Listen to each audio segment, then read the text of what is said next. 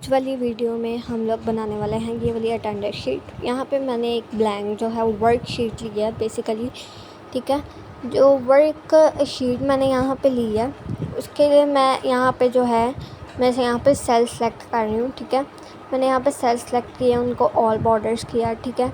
उसके बाद फिर मैंने यहाँ पे लिखा नेम, यहाँ पर मैंने लिखा मंडे, यहाँ पर मैंने लिखा ट्यूसडे लिखने के बाद मैंने यहाँ पर लिखा वेडनेसडे, ठीक है। वेडनेसडे लिखने के बाद मैं इन्हें मंडे ट्यूसडे वेडनेसडे को सिलेक्ट करके यहाँ पे हम लोग कर लेंगे ड्रैग, ठीक है। ड्रैग यहाँ पे हम लोग कर लेंगे तो वो ऑटोमेटिकली सारे डेज़ के नेम आ जाएंगे। तो यहाँ पर मैं अब लिखने जा रही हूँ टोटल जो जितनी प्रेजेंट है वो हम लोगों ने काउंट करनी है, फिर टोटल एब्सेंट जो है हम लोगों ने काउंट करनी है, ठीक है। और फिर मैं इस पूरे को सिलेक्ट करके हम इसे थोड़ी फॉर्मेटिंग दे देंगे। यहाँ पे हम लोग यहाँ पर इसको दे देंगे कलर, ठीक है।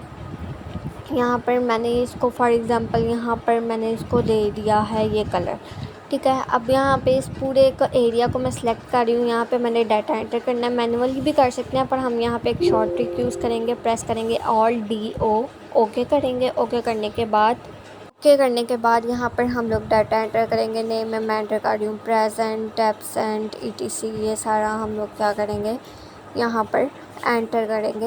यहाँ पर नेम, प्रेजेंट, एब्सेंट आप कोई भी एंटर कर सकते हैं। यहाँ पर मैं जो है रैंडमली एंटर करनी हूँ। फिर उसके बाद न्यू पे क्लिक करेंगे। जैसे कि आप लोग देख सकते हैं कि जो हमने फर्स्ट रो बनाई थी जिसको हमने सेलेक्ट किया था वहाँ पर हमारा डाटा एंटर हो चुका है। फिर सेकंड में इसी तरह से हम लोग एंटर करेंगे, नेम एंटर करेंगे, प्रेजेंट, एब्सेंट, मंडे ट्यूसडे में जितनी प्रेजेंट और एब्सेंट हुई हैं यहाँ पर हम लोग में एंटर करेंगे। तो फिर न्यू करेंगे तो हमारे पास सेकंड रो में भी डाटा एंटर हो जाएगा। यहाँ पर फिर मैं नेम ऐड कर रही हूँ इकरा। फिर हम लोग यहाँ पर प्रेजेंट, एब्सेंट, ETC जो हम लोग एंटर करना चाहें वो सब हम लोग यहाँ पर एंटर करेंगे, ठीक है। एंटर आप लोग मैनुअली भी कर सकते हैं लेकिन हम लोगों ये डाटा फॉर्म करके एंटर कर रहे हैं इसीलिए ईज़िली एंटर हो रहा है। अब यहाँ पर मैं जो है ना सिर्फ नेम एंटर करूँगी क्योंकि प्रेजेंट एब्सेंट अगर हम लोग एंटर करने बैठ जाएंगे तो बहुत लंबी वीडियो हो जाएगी। वो मैं आप लोग को बताती हूँ कि हम लोग बाकी जो हैं सेल्स उनमें प्रेजेंट एब्सेंट कैसे एंटर करेंगे। यहाँ पर मैं सिर्फ जो है नेम ही एंटर कर रही हूँ, ठीक है।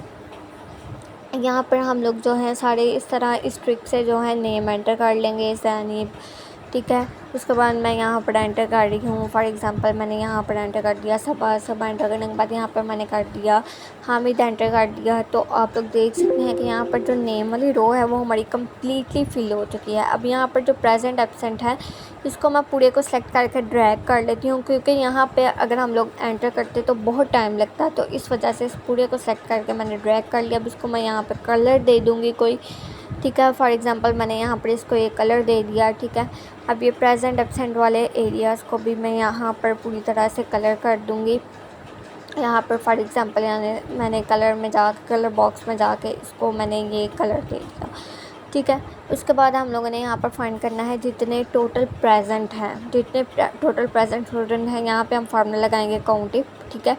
इस पूरे एरिया को हम लोग ड्रैग करके जो है वो सिलेक्ट करेंगे। सिलेक्ट करने के बाद कॉमा लगाएंगे, कॉमा लगा के कोटेशन मार्क में प्रेजेंट कोटेशन मार्क क्लोज, यहाँ पे ब्रैकेट क्लोज कर देंगे। फिर यहाँ पे थोड़ी गलती हो गया क्योंकि यहाँ पर मैंने कॉमा नहीं लगाया था दरमियान में, तो यहाँ पर मैं लगा देती हूँ कॉमा, ओके। यहाँ पर टोटल प्रेजेंट हमारे पास आ गया, मैं इसको जो है ड्रैग कर लूँगी, ठीक है।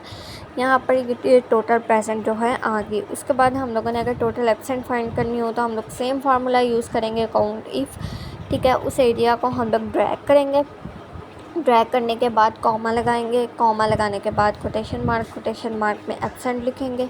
एब्सेंट लिखने के बाद कोटेशन मार्क क्लोज, फिर ब्रैकेट क्लोज, फिर एंटर प्रेस। यहाँ पर टोटल एब्सेंट भी आ गया हमारे पास और इसको हम कर लेंगे ड्रैग, ओके। ये हमारे पास हो गया प्रेजेंट, ये हो गया एब्सेंट। अब इन कॉलम्स को है जो मैं सेलेक्ट करके इनको कलर्स दे देती हूँ।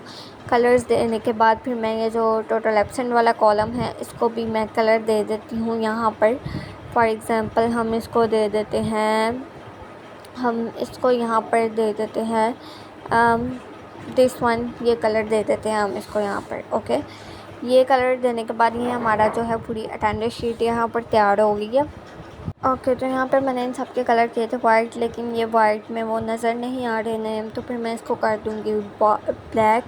तो इन सब को भी मैं कर दूँगी ब्लैक, और ऊपर वाली जो नेम वाली रो है इन सबको भी हम कर देंगे ब्लैक, थोड़ा डिज़ाइन कर लेंगे, ठीक है। फिर उसके बाद प्रेजेंट एब्सेंट को हम लोग यही रहने देंगे। फिर इस एरिया को हम लोग जो है मर्ज सेंटर करेंगे। फिर यहाँ पे हम लोग लिख लेंगे अटेंडर्स शीट, ठीक है। अटेंडर्स शीट लिखने के बाद हम लोग यहाँ पे इस एरिया को हम लोगों ने सिलेक्ट किया। यहाँ पे हम लोगों ने लिखा अटेंडेंस शीट, इसको मैं थोड़ा बड़ा करके लिख दूँगी, ठीक है, बड़ा करके लिख दूँगी। यहाँ पर मैंने लिख दिया अटेंडेंस शीट, ओके।